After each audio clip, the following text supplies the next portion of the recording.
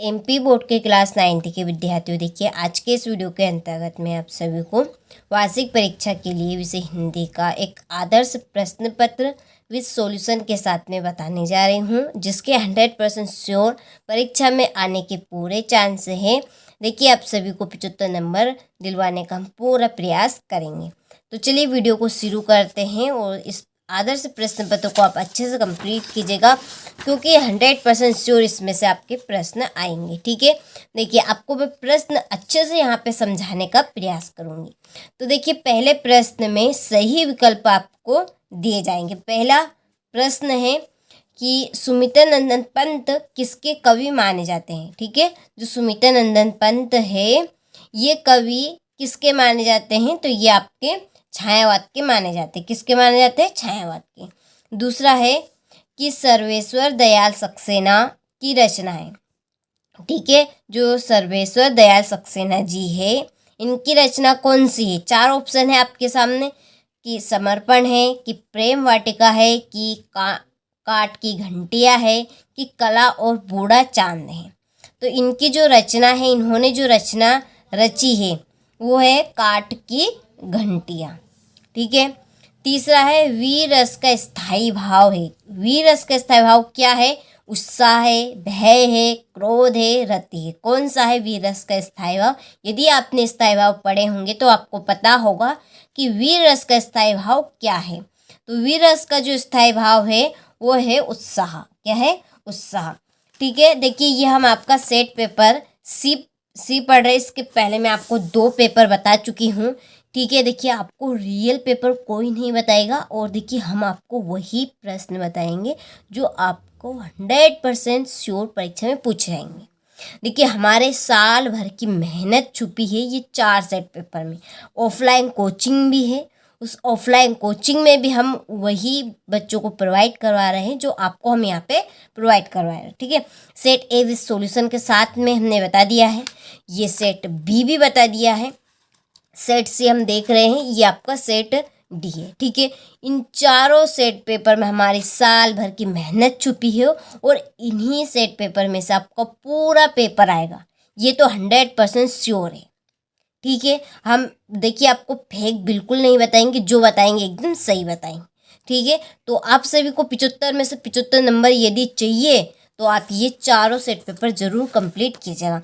यदि आपको चारों सेट पेपर की विद सॉल्यूशन के साथ में PDF चाहिए तो डिस्क्रिप्शन में नंबर दिए है, आप उन नंबर से कांटेक्ट कर लीजिए और हमारे ग्रुप के साथ आप जुड़ जाइए। ठीक है, चलिए इसके बाद में चौथा प्रश्न कि तिब्बत में अधिकतर जमीन किसको दे दी जाती है। ठीक है, ये चैप्टर यदि आपने पढ़ा होगा कि तिब्बत वाला, ठीक है, तो उसमें अधिकतर जमीन किसको दे दी जाती है? जमींदारों को, कि पशुपालकों को, कि किसानों को, कि जागीरदारों को। तो इसका जो आंसर रहेगा आपका वो रहेगा जागीरदारों को। ठीक है, चलिए चौथा है, 5वां है रचना के आधार पर वाक्य के कितने भेद हैं। तो देखिए रचना के आधार पर वाक्य के भेद 3 माने गए। कितने माने गए हैं? 3 माने गए हैं। ठीक है, चलिए छठा है मृदुला गर्ग की रचना कौन सी? जो मृदुला गर्ग है उनकी रचना कौन सी है? तो इनकी जो रचना है वो है मेरे संग की औरतें। ठीक है, क्या है इनकी रचना? मेरे संग की औरतें। चलिए तो ये हमारे क्वेश्चन नंबर 1 के प्रश्न हो चुके हैं। अब हम बढ़ते हैं दूसरे प्रश्न की ओर। तो देखिए इसमें है रिक्त स्थान। पहला है कि कोयल तुम किसका डेडेडेस देना चाहती हो। तो देखिए प्रश्न में क्या कहा है, ध्यान से समझकर पढ़ के अच्छे से समझिएगा और फिर इसका आंसर करिएगा। ठीक है, देखिए कोयल तुम किसका डेडेडेस देना चाहते हो। तो कोयल क्या देती है? संदेश। ठीक है, तो इसमें आएगा संदेश। चलिए देखिए दूसरा है किसके कारण स्थायी भाव जागृत हो वह डेडेडेस कहलाता है। देखिए जिसके कारण स्थायी भाव जागृत हो वह क्या कहलाता है। ठीक है, जैसे कि पेन। अब ये पेन है, ठीक है, ये दिखने में अच्छी लग रही है, ठीक है, इसका जो कलर है वो भी थोड़ा सा अच्छा लग रहा है। ठीक है, तो ये क्या कर रही है, इसकी ओर हमें उत्सुक कर रही है, इसको लेने को हमें उत्सुक कर रही है, क्योंकि काफ़ी अच्छी लग रही है, चलने में भी अच्छी है और हमें सस्ती भी पड़ जाएगी। ठीक है, तो ये इसके गुण हैं जो कि हमें इसको लेने को उत्सुक कर रहे हैं। ठीक है, जैसे कि अब हमें क्रोध आता है, किसी वजह से क्रोध आता है। ठीक है, किसी वजह से कोई भी घटना होती है, उसकी वजह से हमें क्रोध आ रहा है, तो वो क्या कहलाएगा, आपका आलम्बन। क्या कहलाएगा, आलम्बन कहलाएगा। तो उसे हम क्या कहेंगे, आलम्बन, कि जिसके कारण स्थायी भाव जागृत हो। चलिए, इसके बाद में तीसरा, अभिमान में मान डेडेडेस लगा। ठीक है, ये जो शब्द दिया है यहाँ पे अभिमान, इस अभिमान में जो मान है ये आपको बताना है कि ये प्रत्यय है कि उपसर्ग है। अब हमें पता है दो प्रकार के होते हैं, उपसर्ग प्रत्यय। ठीक है, जो आगे लगते हैं उनको हम प्रत्यय कहते हैं और जो अक्षर के पीछे लगते हैं उसको हम प्रत्यय कहते हैं। अब बताइए आप इस अक्षर में कि जो मान है वो कहाँ पे लगा, पीछे लगा कि आगे लगा। ठीक है, तो पीछे लगा तो ये क्या है, प्रत्यय। यदि यहाँ पर अभी की पूछता कि अभी क्या है इसमें, तो अभी आगे है तो ये आपको उपसर्ग है। ठीक है, तो मान जो है वो क्या आपका प्रत्यय है। आपको प्रश्न समझ में आ रहे होंगे, मैं आपको समझाने का पूरा प्रयास कर रही हूँ। ठीक है, चलिए चौथा है, उमा ने डेडेडेस की परीक्षा पास कर ली। यदि आपने ये पाठ पढ़ा होगा तो आपको पता होगा कि जो उमा पात्र थी उसने किसकी परीक्षा पास कर ली थी, तो उसने की थी बीए की। किसकी, बीए की। ठीक है, चलिए पांचवा है, महादेवी को एक कविता पाठ पर डेडेडेस मिला। महादेवी को एक कविता पाठ पर, कविता में उसको मिला था चांदी का कटोरा। किसका कटोरा, चांदी का कटोरा।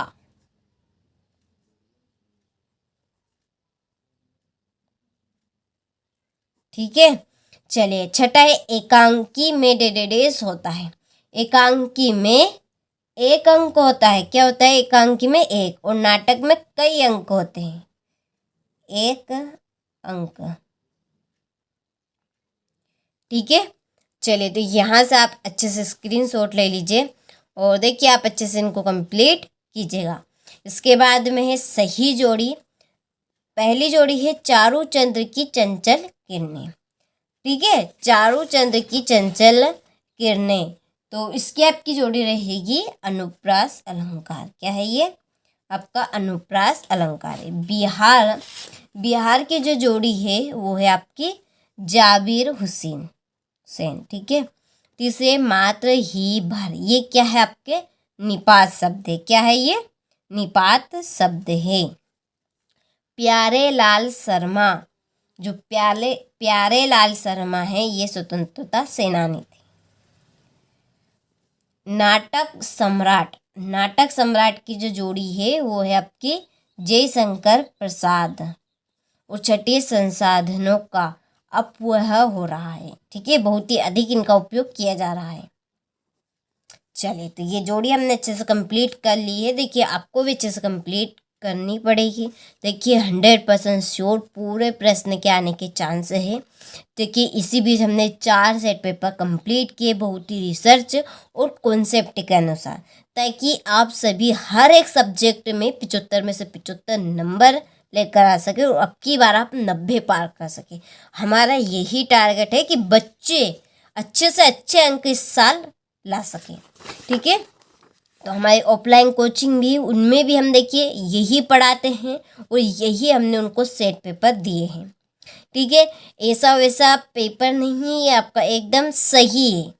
आपको अच्छे से इनको कंप्लीट कर कर जाना है। ठीक है, चलिए तो चौथे प्रश्न में सत्य पहला है कि छायावादी काव्य में प्रकृति का मानवीकरण किया गया है। तो छायावाद काव्य में प्रकृति का मानवीकरण किया गया है कि मानव का इसमें प्रयोग किया गया है, मानव के बारे में बताया गया है, तो ये बात आपकी एकदम सत्य है। दूसरा है दोहा मात्रिक छंद है। दोहा मात्रिक छंद और वर्णिक छंद क्या है, देखिए जिनमें वर्णों की गणना की जाती है वो आपके वर्णिक छंद कहलाते हैं। जिनमें शब्दों की, ठीक है, वर्ण यानी शब्द की गणना, वर्णों की गणना की जाती है वो वर्णिक छंद कहलाते हैं। जिसमें मात्राओं की गणना की जाती है उनको हम मात्रिक छंद कहते हैं। अब जो दोहा छंद है इसमें मात्राओं की गणना की जाती है, ठीक है। किसकी गणना की जाती है? मात्राओं की गणना की जाती है। तो ये बात यहाँ पर सत्य है, एकदम सही है। तो इसमें आपका आएगा सत्य। यदि इसमें ये होता कि दोहा वर्णिक छंद है तो ये गलत बात है, क्योंकि दोहा में वर्ण नहीं गिने जाते, केवल मात्राएं है गिनी जाती है। तो इसलिए दोहा छंद क्या है आपका? एक मात्रिक छंद है, ठीक है। तीसरा है एक टोपी पर 25वें जूते निछावर होते हैं। तो ये बात आपकी असत्य है। और चौथा है किरण शब्द का पर्यायवाची रसीम है। किरण शब्द, ठीक है, जो किरण शब्द है इसका पर्यायवाची रसीम होता है। तो हाँ, ये बात बिल्कुल सत्य, इसका पर्यायवाची शब्द रसीम होता है, ठीक है। जैसे सूरज का पर्यायवाची शब्द क्या होगा? बताइए जल्दी। चंद्रमा, ठीक है, उल्टा बताना है। पांचवा, उमा के व्यक्तित्व में साहस की कमी है। तो ये आपका असत्य है। आचार्य रामचंद्र शुक्ल हिंदी के प्रसिद्ध निबंध लेखक है। तो ये बात आपकी सत्य है, ठीक है। चलिए, तो ये सत्य हमारे कंप्लीट हो चुके हैं। तो स्क्रीनशॉट आप अच्छे से ले लीजिए। इसके बाद में एक वाक्य में उत्तर लिखिए। पहला है कि मकरत के खुले डिब्बे जैसा क्या है? मकरत के खुले डिब्बे जैसा आपका पर्वती ग्राम है। क्या है? पर्वती ग्राम। कि गांव को कहा गया कि जो मकरत के खुले डिब्बे जैसा, किसे कहा गया? तो पर्वती ग्राम को कहा गया है, ठीक है। चलिए, दूसरा है स्थायी भाव को जगाने वाले तथा उद्दीप्त करने वाले कारक क्या कहे जाते हैं? तो इसका आंसर रहेगा आपका विभाव। क्या आएगा इसमें? आपका विभाव, ठीक है। तीसरा, महादेवी के परिवार में हिंदी को कौन लाया? तो महादेवी के परिवार में हिंदी को माता जी लाई। क्या लाई? माता जी। चलिए, चौथा है उपसर्ग शब्द में कहाँ जोड़ता है? अभी मैंने आपको बताया उपसर्ग कहाँ जोड़ता है? शब्द के पहले, ठीक है। विवाह को बिजनेस कौन कहता है? तो इसका आंसर है आपका गोपाल प्रसाद, ठीक है। और छठा है नाटक में कितने अंक होते हैं? मैंने आपको अभी बताया था कि एक अंक में एक अंक होता है, नाटक में एक से अधिक यानी कई अंक होते हैं। तो आप यहाँ पे लिख सकते हैं हम एक से अधिक,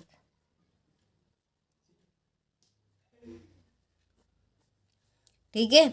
चलिए, तो यहाँ से स्क्रीनशॉट आप ले लीजिए। इसके बाद में देखिए क्वेश्चन नंबर छठा है कि भक्ति काल की प्रमुख 2 विशेषताएं लिखिए। सातवां है कबीर ने ईश्वर को सब श्वासों की श्वास में क्यों कहा है? आठवां है कोयल की कुक सुनकर कवि की क्या प्रतिक्रिया थी? सुविधा और मनोरंजन के उपकरणों से बच्चे वंचित क्यों हैं? महाकाव्य किसे कहते हैं? हिंदी के 2 महाकाव्यों के नाम लिखिए। रूपक अलंकार की परिभाषा लिखिए तथा उदाहरण भी दीजिए, ठीक है। चलिए, इसके बाद में है ये आपका क्वेश्चन नंबर 12 जीवनी और आत्मकथा में अंतर। देखिए काफ़ी इम्पोर्टेंट है। जितने भी प्रश्न आपको यहाँ पर दिख रहे हैं संधि समास में अंतर, बहुत रिसर्च और कॉन्सेप्ट के अनुसार हमने यहाँ पे तैयार किए हैं, जिनसे आप सभी अच्छे से अच्छे अंक प्राप्त कर सकते हैं, ठीक है। तो आप सभी को अच्छे से इनको कंप्लीट करना है ताकि आप सभी 75 में से 75 नंबर ला सके। और हमारा पूरा प्रयास रहेगा कि आप सभी 75 में से 75 नंबर लेकर आए, ठीक है। चलिए, यह आपका 22वां प्रश्न है। बुक बैंक से पुस्तकें देने के लिए एक निर्धन छात्र नीति से सहायता प्राप्त करने के लिए अपने प्राचार्य महोदय को आवेदन पत्र लिखिए। यह आपका 22वां प्रश्न है। इसमें एक निबंध आपको कंप्लीट करना है। ठीक है, चलिए तो ये हमने सेट पेपर आपका सी कंप्लीट कर लिया है। इसके बाद में बहुत जल्दी इसका पूरा सॉल्यूशन भी हम लेकर आएंगे और बहुत जल्दी आपका सेट डी भी आ जाएगा। ठीक है, बहुत ही नज़दीक आपकी परीक्षा आ चुकी है तो आप सभी को अच्छे से इनको कंप्लीट कर लेना है। हमारे व्हाट्सएप ग्रुप से आप जुड़ना चाहते हैं तो डिस्क्रिप्शन में नंबर है, आप कांटेक्ट कर सकते हैं। और पूरे प्रश्न पत्र की सॉल्यूशन सहित PDF यदि आपको चाहिए तो उसके बारे में भी आप पूछ सकते हैं। परीक्षा से रिलेटिव यदि आपको कुछ भी पूछना हो वो भी आप साथ में पूछ सकते हैं। ठीक है, चलिए तो मिलते हैं आपसे अगले वीडियो में।